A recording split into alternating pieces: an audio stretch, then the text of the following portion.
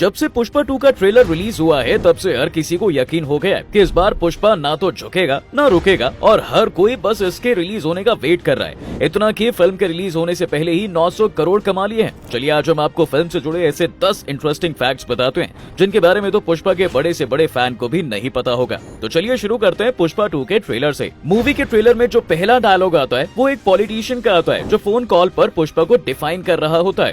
कौन है ये आदमी?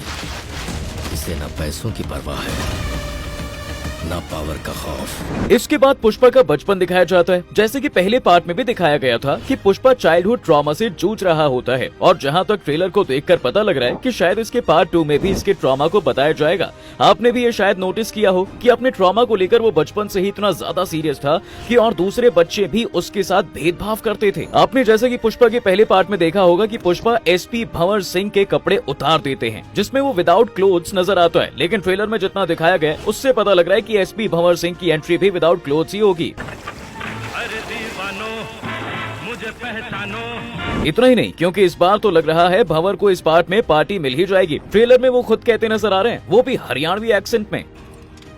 पार्टी होगी पुष्पा, अब होगी पार्टी।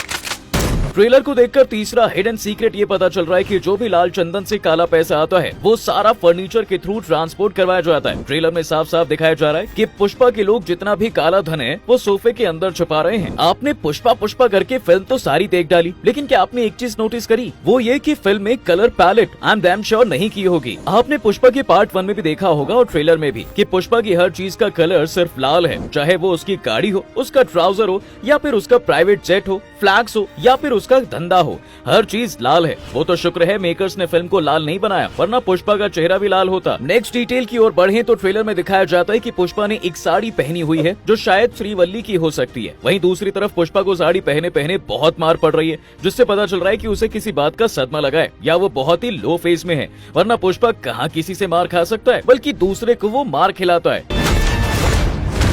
वहीं ट्रेलर में जैसे आगे बढ़ते हैं कि फिल्म में किसी का अंतिम संस्कार दिखाया गया है, जिसे देखकर 2 थियरी निकल कर आ रही हैं। पहली ये कि शायद ऐसा हो सकता है कि या तो इसमें श्रीवल्ली की ही डेथ हो सकती है, जिसकी वजह से पुष्पा इतना लो फेज में चला जाता है और श्रीवल्ली की साड़ी पहनता है। दूसरी थियरी ये हो सकती है कि अंतिम संस्कार किसी बड़े आदमी का हो सकता है, तभी वहाँ इतने सारे लोग इकट्ठा हुए थे सिर्फ उसे सम्मान देने के लिए।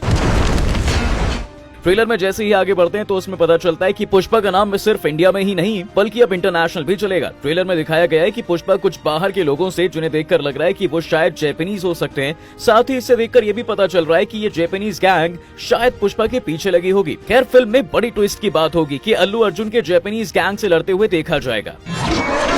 वो मेरे हक का पैसा है, वो 4 आना हो या 8 आना। अब ट्रेलर में जैसे ही आगे बढ़ते जाते हैं तो फिल्म को लेकर नए नए थॉट्स निकलकर सामने आते हैं। जैसे इसमें एक सीन में पुष्पा को स्पिरिचुअल होते दिखाया गया है, जिसे देखकर ऐसा लगता है कि शायद पुष्पा अपने पापों का प्रायश्चित करने की कोशिश कर रहा है। अब सुकुमार की फिल्म है तो शायद कांतारा की तरह ही उन्होंने इसमें भी स्पिरिचुअल पार्ट डालने की कोशिश की है।